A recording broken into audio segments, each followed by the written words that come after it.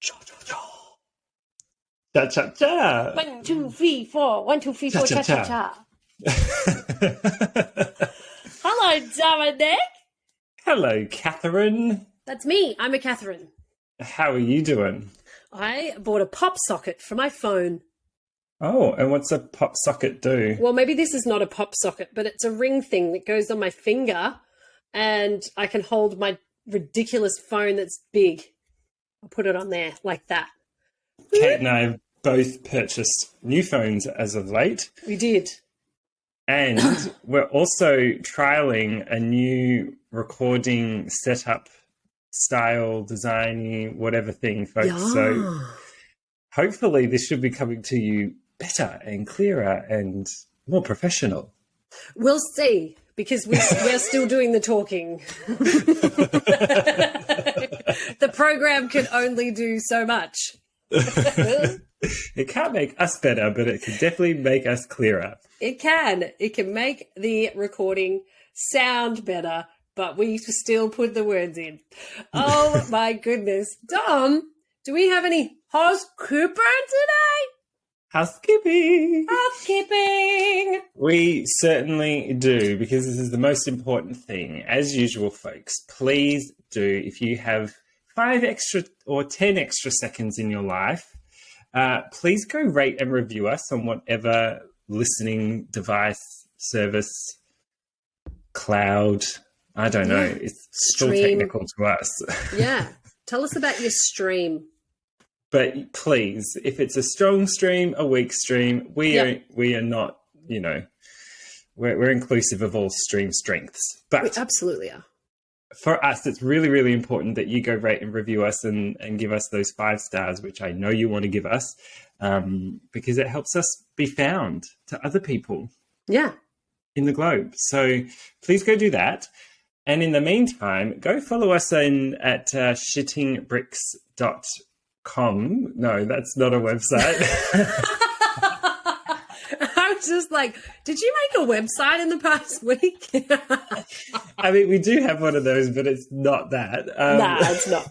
But that's okay. But go check out all of our social channels, Instagram, Please. TikTok, Facebook, all those great ones. And it's shittin', not shitting. Shittin'. Yeah, like shittin'. Like shittin' bricks. Like SHITTIN. Yeah, go follow us. Go check out all of the extra fun shit that Kate and I get up to, because this is only the beginning. And then last but but I've already gone and lost my mind. Wow. That song is really, we're going to put that in our next episode. please What a do. theme song. Actually, Liz Truss is in the waiting room and she's just rocking out to it right now. Close the door. No, don't. She does this. She'll just pretend. She puts her hand on the door handle and she's like, oh, I'm going to open it. I'm going to open it. Go and get some biscuits. I put a $5 on the bench for you. She flashed people the other day walking past the shop front. She was she was. She just can't get enough attention. And Maggie moons everyone. They call her Maggie the Mooner. Maggie the Mooner, which I know is, one thing that people don't know about her. Almost done with housekeeping. Go check out our Patreon. It's a great place for you to get all extra episodes and find out what Kate and I are up to in our free spare time, because we do have lives outside of this podcast, I'm told. Well, I don't know. They're not I great. don't know if I do. But, Kate, that's the end of housekeeping. But, Kate, I have something quite exciting to share. We need to just pause for a moment. I know we're about to hit our 5-minute mark, but this is worth breaking our 5-minute introductory mark. Breaking news. Yeah. We need to sounded like do you were just about to get into the circus theme.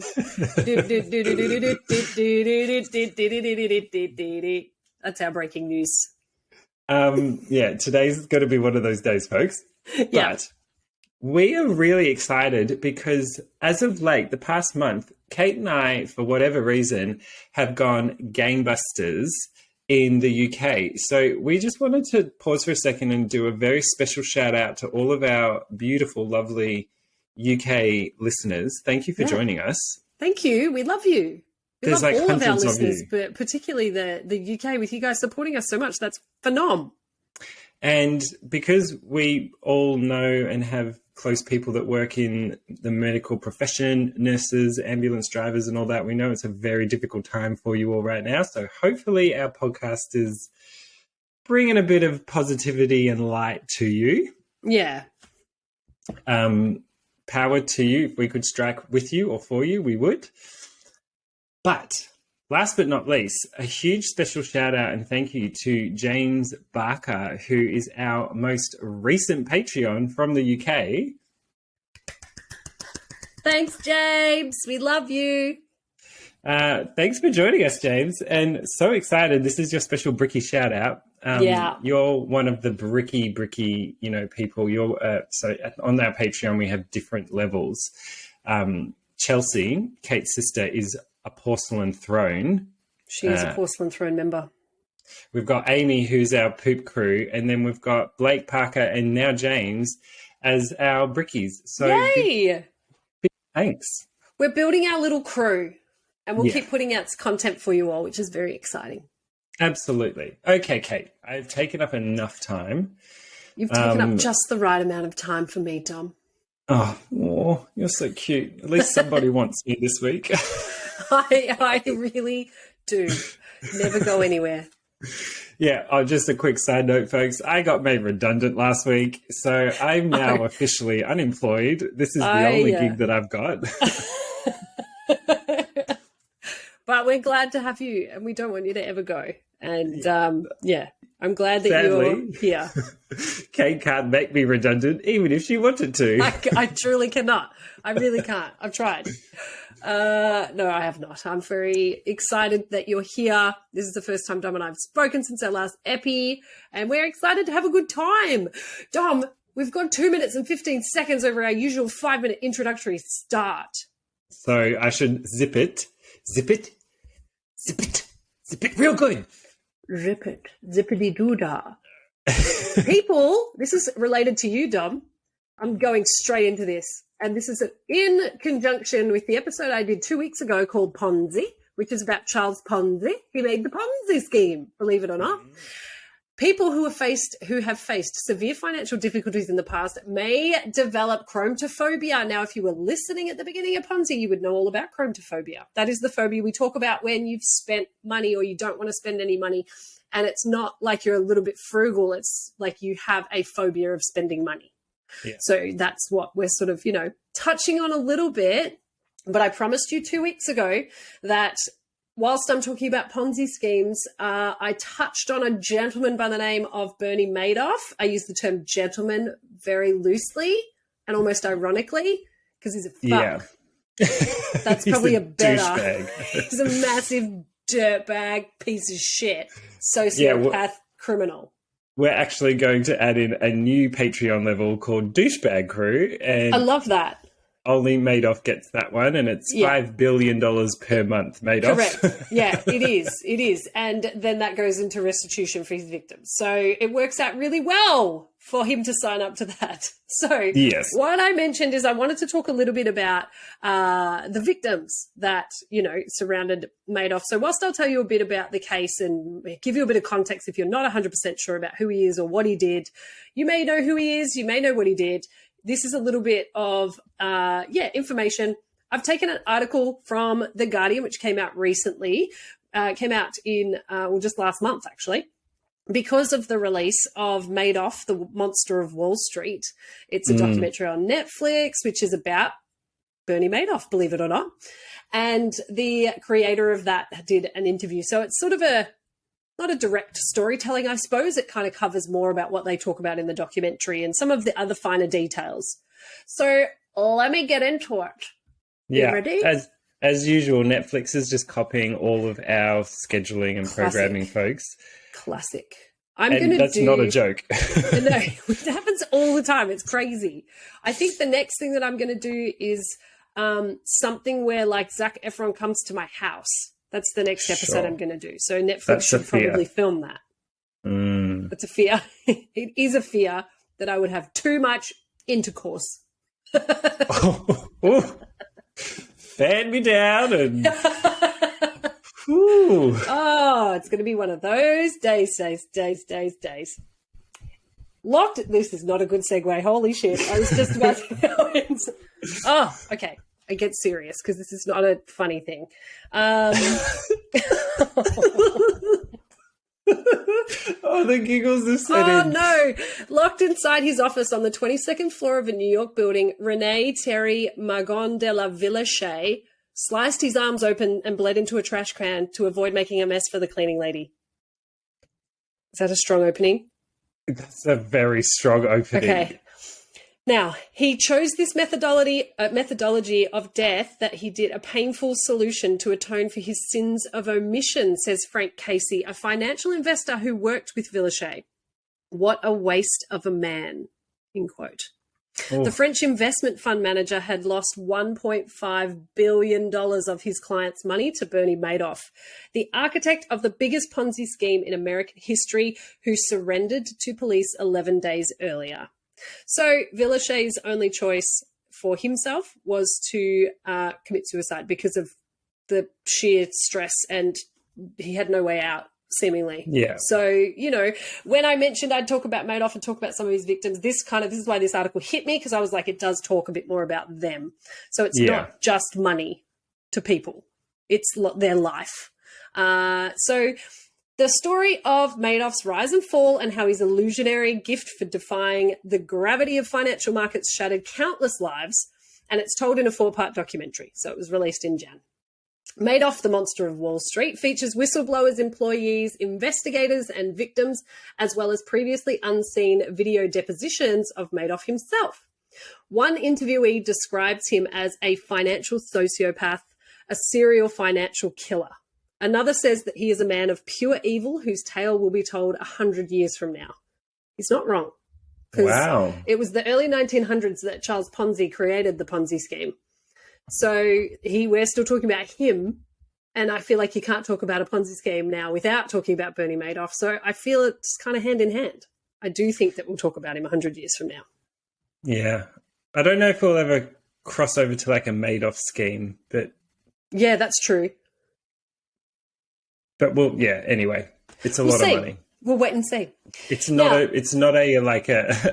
an award or a level that you want to achieve. You're like, you had the biggest Ponzi scheme. Yeah, exactly. You're the new title of the worst financial crisis for individuals of all time. Thanks, buddy.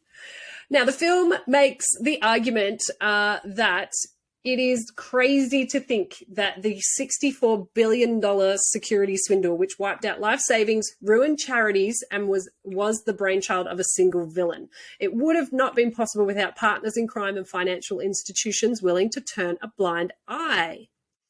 Speaking via Zoom from his home in New York's Hudson Valley, the documentary's director, Joe Berlinger, says, over time, the aura of this story and how the story was originally reported and how most people think about the story is one evil genius who was so charming and manipulative, he did all this terrible stuff.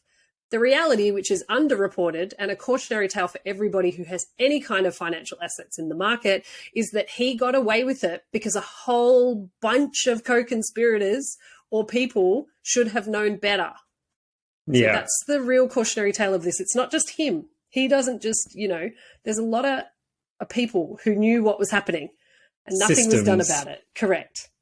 The documentary traces how Madoff was born in a middle-class Jewish neighborhood in Queens, New York in 1938. Along with his brother Peter, he saved a few $1,000s from working as a lifeguard and installing sprinklers before setting out to conquer Wall Street. He would have been better off doing more sprinklers, but he didn't. You reckon? Probably not. I feel like it's like serial killers and, axe murderers and stuff. There's something inherently not okay with them. And I feel that that's the same in Bernie's case. I don't think it would have mattered what he did. I think the ending would have been the same, in my opinion. True. By the 1980s, the era of Gordon Gekko, one of my favorite TV characters. And if you haven't signed up to our Patreon and listened to our Wall Street episode, please do so. The brothers were running a legitimate business buying and selling stock from an office in Midtown Manhattan. Madoff made history. This is a fact that some people don't know. Madoff made history by launching the NASDAQ. So whenever you hear about the NASDAQ, Madoff made that. He created the first electronic stock exchange, and he advised the Securities and Exchange Commission on the whole system. So that still exists. He made that. Like he's got to be smart. That's kind of cool. Yeah. So that's an interesting fact that some people don't know. Now, Berlinger, the director of the doco, he is a self-confessed stock market geek whose past works include Conversations with a Killer, Crime Scene, and Brothers Keeper. He said that he's a guy who is largely responsible for computerized trading, which led to these off-exchange dealers all coming together and creating one computer screen, so to speak, which is the origin of the NASDAQ. Bernie Madoff is largely responsible for legitimizing that market, the electronic exchange that today Google, Microsoft, and Apple are all a part of. The irony of this is that he was a great innovator, and that certainly is why people trusted him, but there were just too many red flags to ignore. How many times in history, and one example pops into your mind straight away, it's like, if this person had have set their skills to do good instead of evil, imagine what they could have achieved. Oh, yeah. I mean, but you could say that about so many of the people that we've talked about on this podcast, where you're like, they're brilliant people. It's not necessarily about intelligence or anything like that. It's misguided brilliance. Yeah. Yeah. And some sort of sociopathness. Well, yeah. That causes there's them trauma, to do the there's wrong mental thing. health, Yes. there's all sorts of things. But yeah, imagine what anyway.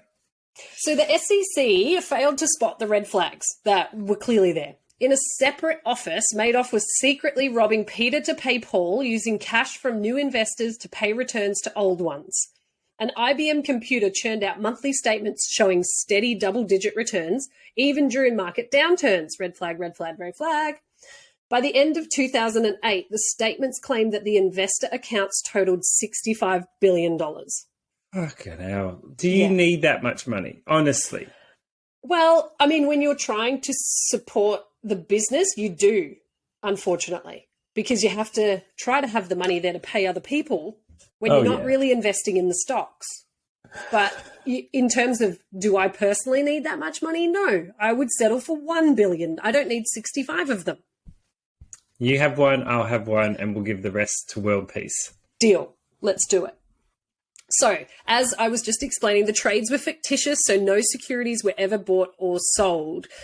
If you understand, the basis of a Ponzi scheme, this is, a really quick outline. But again, I did that 2 weeks ago. So go back and have a listen to that if you're keen to know a bit more detail about a Ponzi. But seen as a respected elder statesman with a Midas touch, Madoff was able to burn thousands of investors. Here's a little touch of the people that he burnt, including Holocaust survivor.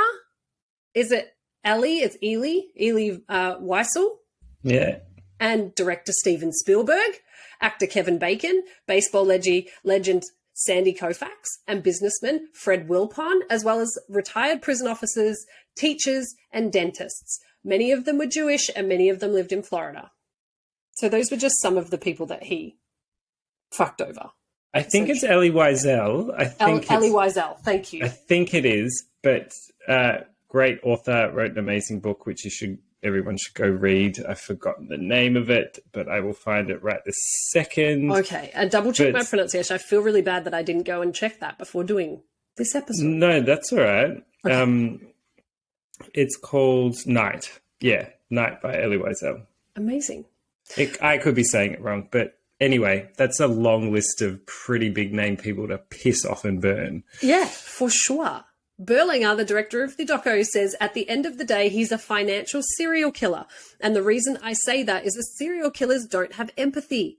There's no way that you can look at a widow in the eye at the Palm Beach Country Club and assure them that their life savings is fine.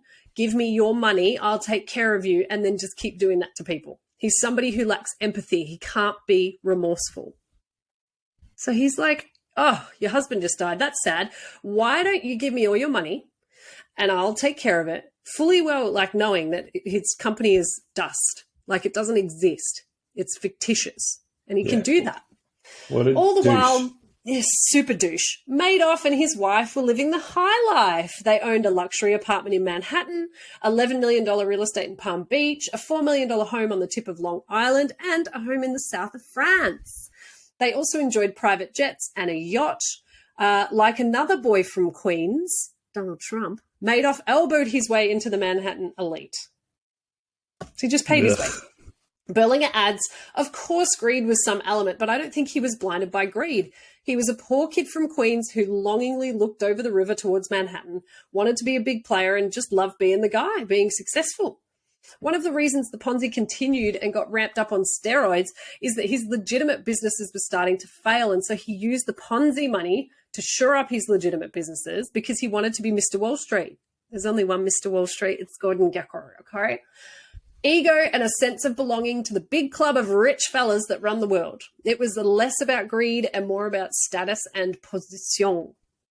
Madoff claimed he acted alone, but the film highlights his big four investors. So these were guys who just gave him money hand over fist. It's crazy. Including Jeffrey Pickauer, a Florida philanthropist who made more money from the Ponzi scheme than Madoff himself. I found that a fascinating fact. Yeah, people would forget about that, right? He'd go under the radar. Yeah, that's it. Because they're getting dividends, or they are on paper, there are dividends. But no doubt you would be wanting to take some money out if you're investing hundreds of millions. So that's Pickauer, Jeffrey Pickauer. Pickauer was found dead in a swimming pool at his mansion in 2009. So he was, not doing so well. He was dispatched. His widow later agreed to return $7.2 billion Madoff outfoxed regulators. Well, snaps to her. I don't know her. $7.2 billion. I don't know how much they stole. Oh, I realized just now I just continued a sentence that had finished. So I did not put a full stop there. I fixed it now. Ready? Here we go again. His widow later agreed to return $7.2 billion. Madoff outfoxed regulators. That's better. I'm starting a new sentence, not finishing one. He also weathered economic storms in the 1990s and the September 11 terrorist attacks in New York and Washington. But he was finally undone by the financial crisis of 2008. When banks that had made reckless bets on mortgage-backed securities collapsed and investors scrambled to pull their money out of the stock market. If you have seen The Big Short, that is the film that will explain to you what mortgage-backed securities are and everything that happened in 2008. They explain it so well. Most of it is done by Margot Robbie in a bath drinking champagne, which suits me down to the ground because I can focus on that, I can understand, and I know what's happening. So see The Big Short if you have any interest in any of this. It's also quite good. Steve Carell's in it. He does a really good acting job. Is that going to be our pop culture reference of the week? Yeah. It is. Oh, I haven't seen it, and I've been wanting to watch it because everyone just goes on and on and on about how amazing it is. Dominic. And I mean, Margot Robbie, she's one of us. She's our hometown girl. We love her. Well, she's our home girl. She's our rotten soldier. She's our Brizzy girl. But anyway, we won't hold that against her. But she's a friend of the pod. She won't mind. She is a friend of the pod. She doesn't mind at all. But Christian Bale's exquisite. Steve Carell is fantastic in it. I'm trying to think who else is in it. It's big stars, non-stop big stars. Just bang, bang, bang. Big star, big star, Wasn't big star. Brad Pitt in it as well? Yes, I believe so. It's the whole crew. It's fabulous. But it does actually explain in layman's terms. You will understand exactly what the mortgage-backed securities, which doesn't sound sexy, but they make it sexy. Same as this pod. That's what I'm doing now, baby. Making it sexy. Ooh. So during 2008, when the whole market is collapsing and everybody is scared, spooked investors started to make withdrawals from Madoff's investment fund. But Madoff, no surprise, he ran out of money to give them. So whilst the book said that his fund was worth $64 billion, most of that money didn't exist. Yeah. Just because he was numbers taking on money. a pooter. It is pretend numbers that they just made up. He wasn't, taking all that money to pay for all his houses around all of the planet and also try and shore up his legitimate businesses too. So that money didn't exist. Whatever was put in there just went off elsewhere. And yeah. Bellinger says, sorry, what were you? I just interrupted No, you didn't, because I didn't interrupt you. I was just going to say, how do these people not think that they won't get caught? Like, you're that intelligent to come up with the NASDAQ, but you're not intelligent enough, or you're that psychotic or whatever, to really think this isn't like something small under the table that doesn't. No, guys, don't say anything. Shh. I've got $64 billion that's fake. Like, it's so big and elaborate, and it's public. Like, you're gonna get caught. I was just reading some interesting stories about, I was on Lad Bible on YouTube. I got into a rabbit hole on Lad Bible, and there's people who have, I don't love that, but some of the stories that just happened to be on there I was interested in. And there was one about, a gentleman who, when he was younger, for like the first 20 years of his life, he was addicted to heavy drugs like heroin, like the whole kit and caboodle. And he would tell stories about what his life was and how that was just normal. And he's like, I'll just die. I'll just be a drug addict and die. And there was another guy who, same thing, but with gambling. Another guy was same thing, but with drinking. And some of the stories that they were telling is that when you are deep enough in that hole, that's it. You just perpetuate that lifestyle. You just go with it. You're just doing that because you believe that's what your life is. I feel there's an element of that in this. Madoff has gone too far, and he's gone too far for too long with getting away with it, that he would feel invincible. And because he's a psychopath too. Well, not a psychopath, but he's certainly a sociopath and believes he's not doing anything wrong. Yeah. So he's like, whatever. We'll figure it out.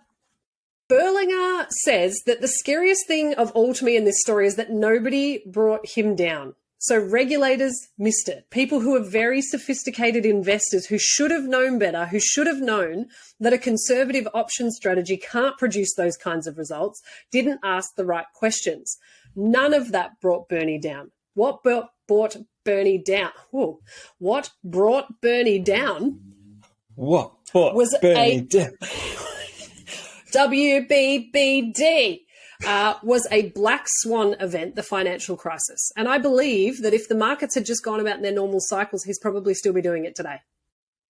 Wow. So if that crisis hadn't have happened, he'd probably still be existing today and just chipping away and just continue to cycle through people's money.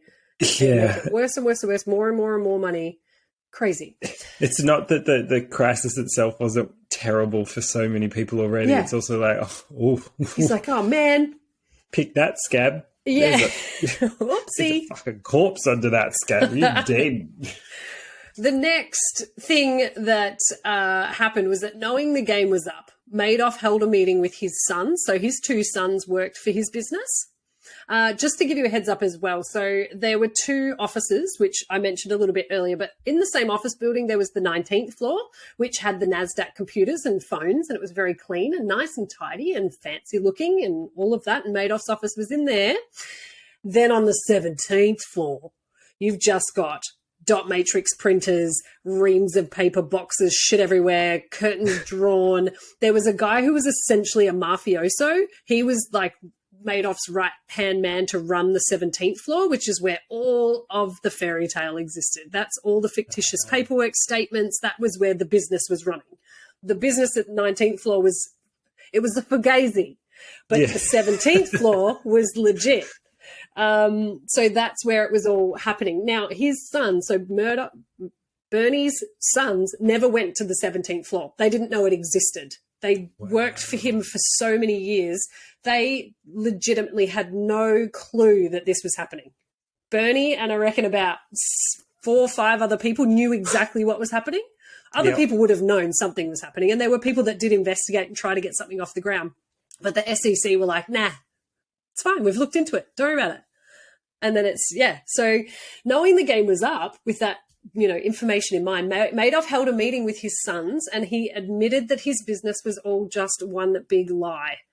A lawyer for the family contacted regulators who alerted federal prosecutors and the FBI. Bernie was arrested in December 2008 and became the focus of public fury over the wider financial meltdown. So they're like, you caused the global financial crisis. And he's like, I did not.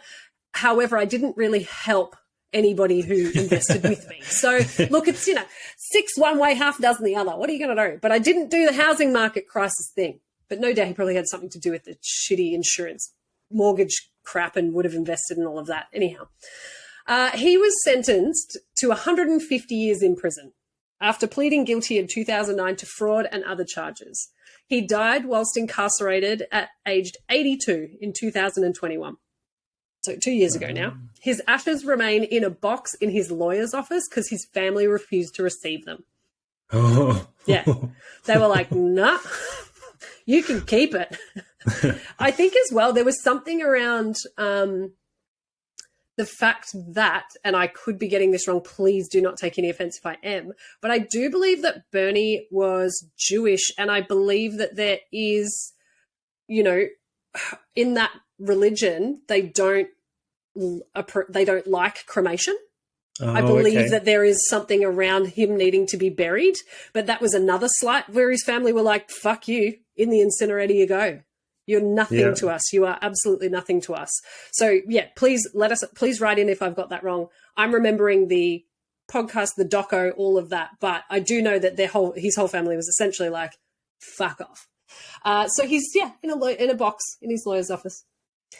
This is really sad too. One of Madoff's sons, Mark, who didn't know anything about this, he killed himself on the second anniversary of his father's arrest in 2010. And Madoff's other son, Andrew, died from cancer at 48. Now, Andrew had gotten better in 2003, but he blamed the stress of his father's crimes for its return. Oh, my goodness. So literally both his sons. Madoff's brother, Peter, was sentenced to 10 years prison in 2012, despite claims that he was in the dark about his brother's misdeeds. In February of last year, Madoff's sister and her husband were found dead in an apparent murder-suicide. Wow. Yeah. That's a lot. That's a lot of tragedy. I know very little about any of this story, and these details are just totally puts the whole thing in a different light. Yeah, and that's what I had said 2 weeks ago when I was talking about Ponzi schemes and about, there's, the financial side. But what I mentioned at the start of what I liked about this article is it really goes into the personal ramifications that people suffered because of this man, particularly, his family, but there's also, other victims that suffered because of this too. We talk about the banker at the very opening of this article because he invested $1.5 billion that was disappeared. It's crackers. A trustee was appointed so after Madoff's been arrested, he's gone to prison. A trustee was appointed to recover funds and to this date has returned about 70% of lost funds to investors. The questions persist over regulation and oversight. JP Morgan Chase, which served as Madoff's bank for more than 20 years, came to a $2 billion settlement with government agencies over its relationship with him. Berlinger remains skeptical. He said, JP Morgan Chase, here's a checking account with billions of dollars going through. If this was a checking account with a Mexican name on it, they would have assumed drug cartel money and every $10,000 transaction would be analyzed and there would be suspicious activity reports. It's Bernie Madoff. We're not going to worry about it. I don't think JP Morgan knew there was a Ponzi scheme going on, but I certainly think they knew something wasn't right and they chose to ignore it. Everyone chose to ignore it. That wider culpability to me is a story that nobody's really pulled together to provide this picture of the immense collapse of any kind of oversight and regulation that should have happened. Yes, Berlinger. Yes. Senior SEC officials were grilled by Congress, as they bloody well should be, with members of both parties asserting that Madoff's fraud exposed systematic problems. You think?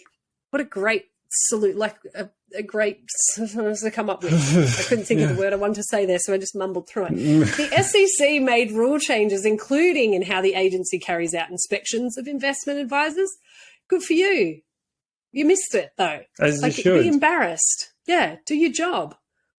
Berlinger draws parallels with cryptocurrency entrepreneur Sam Bankman-Fried. Is that his name? Sam Bankman-Fried? He's 30.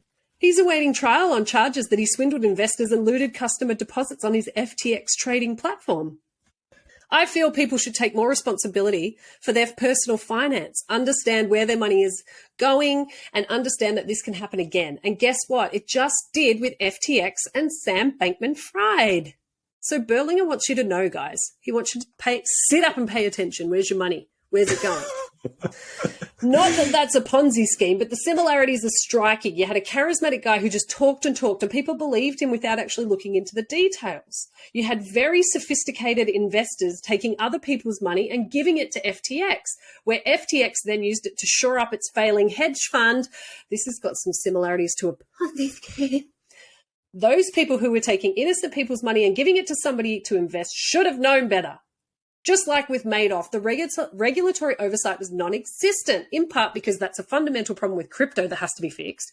There was more oversight in place to deal with Bernie than oversight in place to deal with crypto. So it's not apples and apples comparison, but in some ways it is.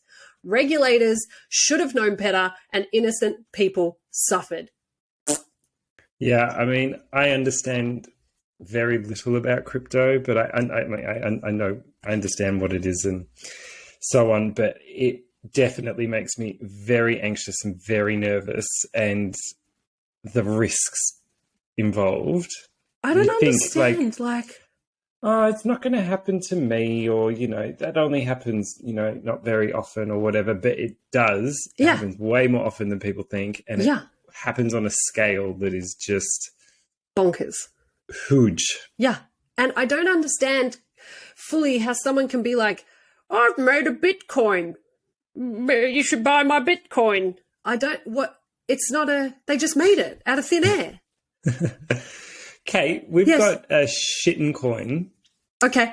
And we should start selling shitcoin on our podcast. So, okay, done. Yeah. If you sign... Sorry, I'm just laughing at my own self. On this Riverside app, there's a sidebar. When you first log on, it just takes a snapshot of you and puts it as your little picture next to your name. So I went ahead and put a little top knot, little pony, and made this face. And it's a beautiful photo. Sorry, I just made myself giggle. Yeah, let's get a shitcoin going on. All right, so here's the next bit of my story, which I'm just looking at because I didn't edit it as well as I perhaps could have. We're on a new recording system now, Kate, so it'll edit itself. I certainly hope so. Do you know what I'm going to do? I'm going to skip over that. What I was looking at was, again, some of the victims. I'm just going to do a really super quick. These are some of the people. I gave you a really quick little list earlier, but here we go. Bernie Madoff duped banks or firms in Spain, Scotland, Austria. It's quick round. Japan,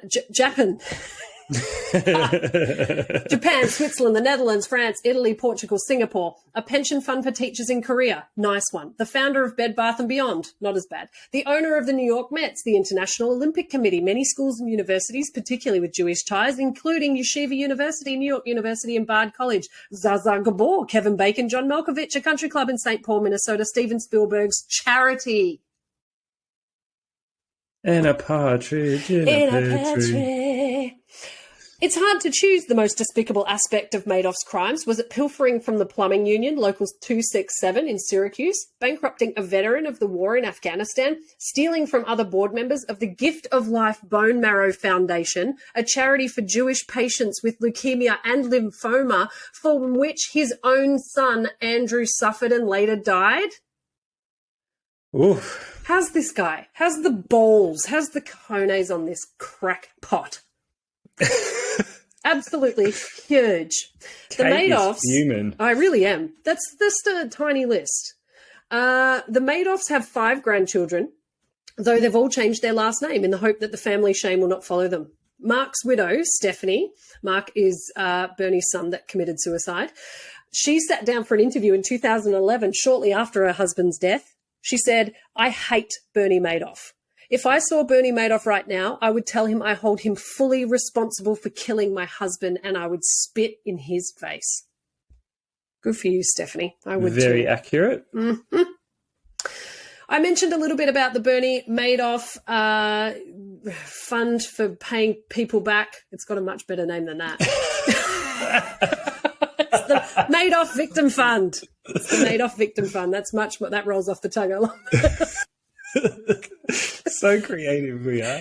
Now we'll put a little infographic on our socials. However, payouts have now exceeded $4.78 billion. 40,454 victims have received assistance, and the minimum recoveries have reached 88.35% of fraud losses. So that is some good news.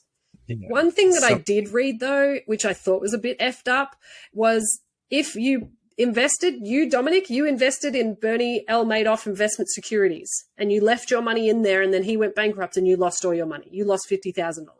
Sure. Sorry to hear that. That's bad. However, 3 years ago, I took some money out because I wanted to go to Palm Springs. So I went ahead and took out $50,000. I invested $50,000, took out $75,000, let's say, left a little bit in there. Okay. Because of the restitutions, you get your $50,000 back because you left it in there and it disappeared. Sure. I now have to argue the fact that I already spent the $25,000 that didn't exist in reality. Do I now need to pay that back? And do I get $50,000 back, or are you only going to give me $25,000? So there is two layers. You were better off if you just left your money in there rather than taking money out, which people, So there's a bit... Yes, it sounds great that they're paying people back, but it's not just a happy ending for everybody. There's people who are now living in retirement communities that don't have $25,000 because that was 5 years ago and they spent it on their retirement community. Yeah. And that's something that, it's a pain that just keeps on hurting, essentially. Let me leave you with some facts, some quick facts. Do you want some quick facts, Tom? I was going to say, is it too much to hope for a positive end to this story? I will give you some interesting things, maybe not positive, but here's some facts. Nobody was found guilty of knowing about the scheme except for Bernie Madoff. Nobody. No, that's not a positive. Oh, okay. I was trying to work it up. It's not? Okay. I mean, his two sons and his wife were not found guilty of having any implications. His wife barely survived the suicide attempt of Mark, so she was having a happy time, I guess. I'm trying to, if I say this in a jovial way, perhaps it's more. Yeah. There was lots of, affluent individuals that ended up dead in various circumstances, so no one else was really... I think. Here's a happy one. Madoff didn't actually steal $65 billion. He only stole $20 billion. Oh. So it looked like he had 65 on his paperwork, but he'd really, he'd only stolen $20 billion, not 65. Yeah, he fudged the numbers. He rounded up. He rounded up aggressively. Madoff was amazed by the SEC's incompetence. So if only the SEC had dared to look at Madoff's business, the whole thing would have fallen apart very quickly. And according to Bernie Madoff, he called the SEC a waste of time and complained about their incompetence in an interview with no other than the SEC themselves. So that is the cojones on this clown. He is like, you guys suck. If you look a little bit closer, you'll see my business is pretend. And they're like, nah, we don't believe you. We trust you. I love this. It's SEC's fault that Bernie was able to get away with it. Yes, the ultimate gaslighter. Oh, I like this one. Madoff's son Mark wrote, "Fuck you, Dad," in his suicide letter. I like that one. I don't like the fact that it's a suicide letter or what happened. But unfortunately, Mark tried to commit suicide twice. And the first time he tried to commit suicide, he wrote a letter that says, "Now you know how you've destroyed the lives of your sons by your life of deceit. Fuck you." Oh, God. He didn't leave a note the second time. So, at least he was able to put something into that one. Allegedly, Madoff was well respected in prison. Oh, good. He went to one of those federal prisons that's like a country club. I'm sure he was very comfortable. His wife, though, did say when he died, when he was 82, she said, no, he won't be missed. And his victims will think that death is too good for him. Yep. Yeah, I don't disagree. Lawyers, they have pocketed about $800 million for cleaning up Madoff's mess. So there's a firm who was tasked with tracking down Madoff's stolen assets and redistributing them, as I mentioned, in the really long-titled fund. This is a massive international undertaking which has been outsourced to other law firms, but more than a decade into their task, Baker and Hostetler had earned almost $1 billion in total legal fees. That was in 2018. And who's paying for those this bill? Yeah. I don't know. That's a great question. I don't know. So, what I would like to end up with? Yeah. I don't know. Glass of wine? Glass of wine and... What I would like to finish with, is that wine in a sippy cup? I've just put a whole bottle of vodka in a sippy cup. Perfect. I love it. It's just easy because then you don't have to go and refill your glass. Mm-hmm. You're working, what's the word? Effective, smarter. Efficiently. Working smarter, not harder. Think global, act local, all of those things. So what I would like to finish off my episode with is that Bernie Madoff is a fuckwit and he stole a lot of people's money.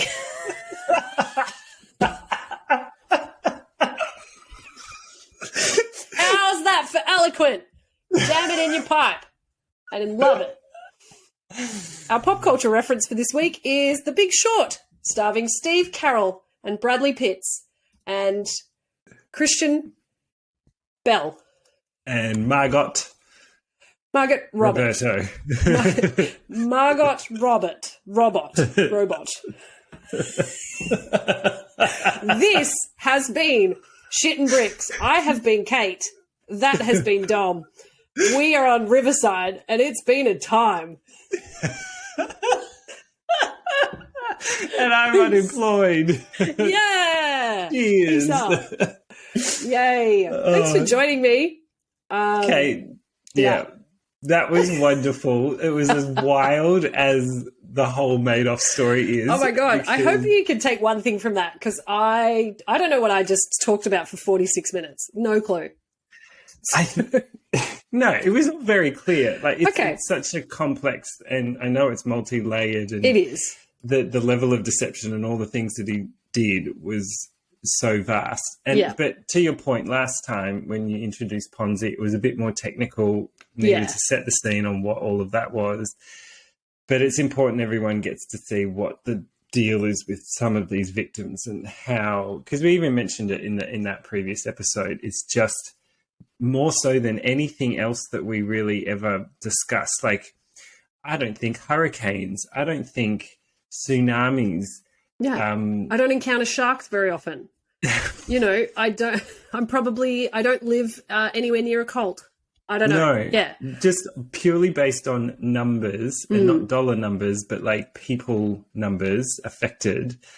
This would have to be the most devastating or most impactful, scary, horrible thing that we've ever talked about. Yeah, you're not wrong. I couldn't agree more. I mean, there's a guy who was doing a scam here in Australia where he would text people with a hi mum or hi dad, usually hi mum. Hi mum, I've lost my phone, so this is my new number. You can delete my other one, and pose as the person's child and then be like, oh my God, I'm in really bad trouble. I've got a drug problem. I need $2,000 right now or they're going to kill me. So mums are like, oh my God, getting scammed. Of course. He was arrested.